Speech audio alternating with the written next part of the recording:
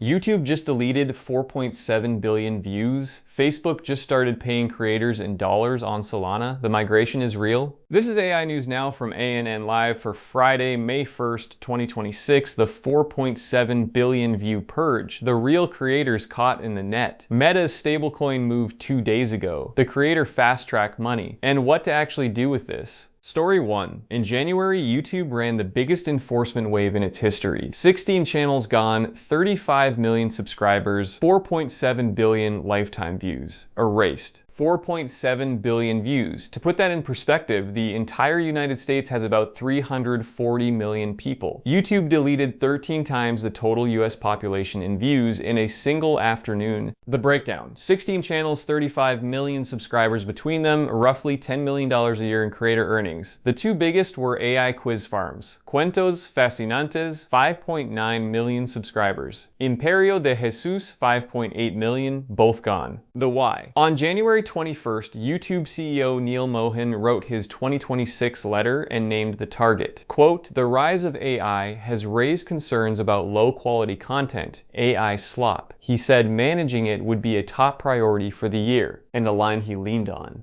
AI will be a boon to the creatives who are ready to lean in, and will remain a tool for expression, not a replacement. Sounds reasonable, until you read the policy that enforces it. Here is the policy. On July 15th, 2025, YouTube quietly renamed its repetitious content rule. The new name, inauthentic content. One word change. Massive enforcement scope. How YouTube defines inauthentic. Quote, "Content that looks like it's made with a template with little to no variation, content easily replicable at scale, slideshows or scrolling text with no narration." That definition is so broad it can include almost any consistent format. CNBC put the framing in plain English. YouTube has officially declared war on AI slop. The stated goal is reducing low-quality AI content. The actual mechanism is a classifier that decides what looks templated. Story 2, and this is where it gets uncomfortable. The same classifier that killed the AI quiz farms is now stripping legitimate creators with zero AI in their pipeline. 3 documented cases this week alone, all with screenshots. Case 1, Aydin Paladin, human host, talking head, long-form commentary, channel monetization stripped under the citation, quote, "inauthentic and mass-produced content. There is no AI in her workflow. The system flagged her anyway." Case 2, Drunk 3PO. Same flag, same wording from YouTube, same outcome. A real human creator hit with a citation that was written to target AI farms. The pattern is becoming hard to ignore. Case 3, a category nobody saw coming. Real estate exam preparation channels. Authentic human creators making consistent format videos because that is what their audience needs. The classifier saw consistency and flagged them as templated,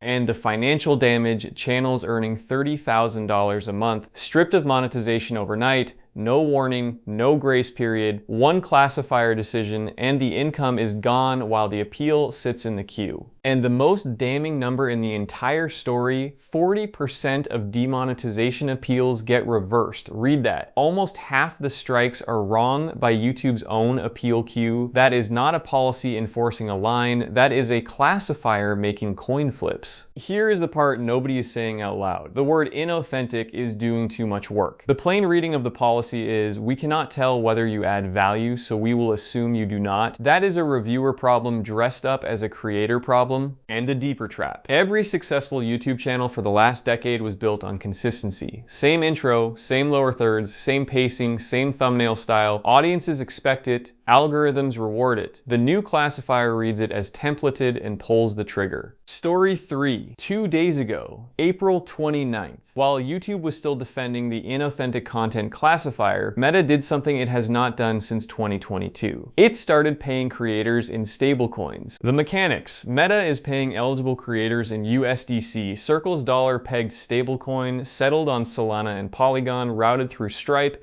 Eligible creators connect a third-party crypto wallet and the dollars land there. CoinDesk confirmed the wallet list. MetaMask, Phantom, Binance, Bybit, Kraken, Exodus, Brave Wallet, Bitso, Gcash, Coins.ph. The point of that list is the last three. They are wallets used in the Philippines. Meta picked the markets where international payment friction is highest, the rollout. Pilot in 2 countries, Colombia, the Philippines. Both creator heavy, both expensive to pay through traditional rails. Meta says the program scales to more than 160 countries by year end, and the part that is doing all the work. Decrypt called it out. Meta is not issuing its own stablecoin. Not this time. They are routing USDC through Circle and Stripe. The lesson from Libra is built into the architecture. Pull back for a second.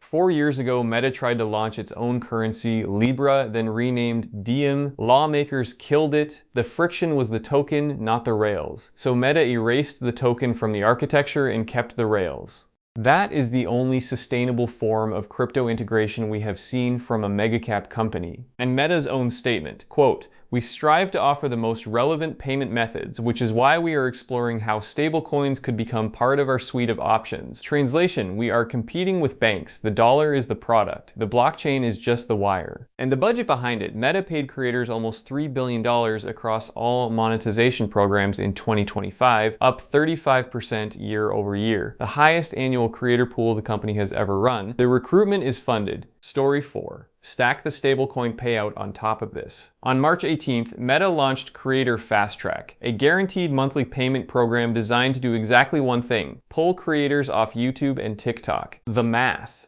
If you have 100,000 followers on Instagram, TikTok, or YouTube, you get $1,000 a month.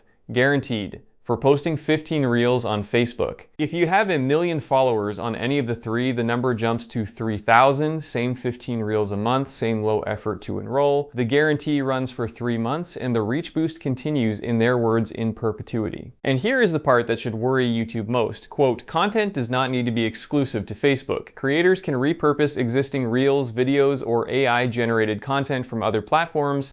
So a creator just demonetized for inauthentic content can take that exact same back catalog and start collecting Meta money the same week." CNBC framed it without the polite language. Meta is paying Instagram, TikTok, and YouTube creators with big followings to post on Facebook. This is straight poaching. The eligibility criteria mention all 3 platforms by name. TechCrunch added the part that matters. The Creator Fast Track program drops Facebook's usual eligibility requirements. No minimum follower count on Facebook itself. Immediate access to the content monetization tools.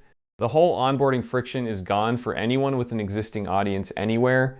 Be honest about the trade. Facebook Reels still pay less per 1,000 views than YouTube. The RPM gap is real, but the comparison is no longer per view. It is per platform reliability. YouTube can erase you on a classifier. Facebook is paying you in USDC while you keep the same audience. Different bet. Here is the framing that snaps it into place. YouTube spent a decade becoming the brand, the polish, the discovery engine, the studio aspiration. Meta is now becoming the bank. Stablecoins, guaranteed pay, international rails. 2 completely different theories of the creator economy, and they are now colliding. Pullback. The headline today is not the 4.7 billion views we knew YouTube was cleaning up AI slop. The headline is that for the first time in a decade, there is a credible alternative for the creators YouTube is hitting by mistake.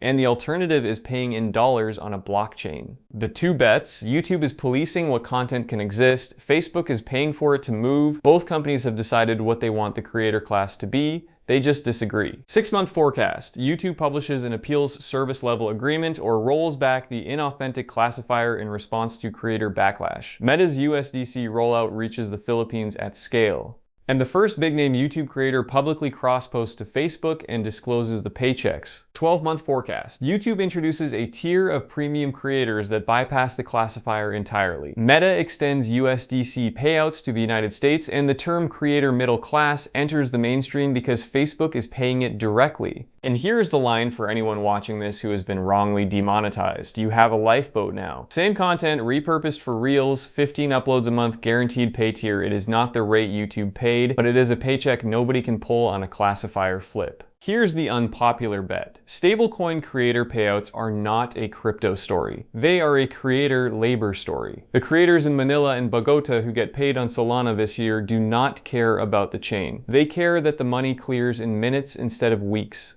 That is the migration that gets quiet, then permanent. If you are shipping content right now, 3 takeaways. 1. Diversify off YouTube before the classifier diversifies for you. 2. Enroll in Creator Fast Track if you have an audience anywhere. The repurpose clause is the cheat code. 3. If you are international, set up a USDC wallet before the rollout reaches your country, because that is the single biggest pay rate change of the year, and a line to take with you. YouTube spent a decade telling creators, build a brand here. Then it built a classifier that can erase one in a click. 2 days ago, Meta started paying in dollars on a blockchain. The price of staying on one platform just went up. That is the May 1st briefing. The headline is 4.7 billion views and one stablecoin pivot. The story is that the creator economy just got a second working rail. We will track every name that crosses over. For ANN Live, this is AI News Now, proof, not press releases.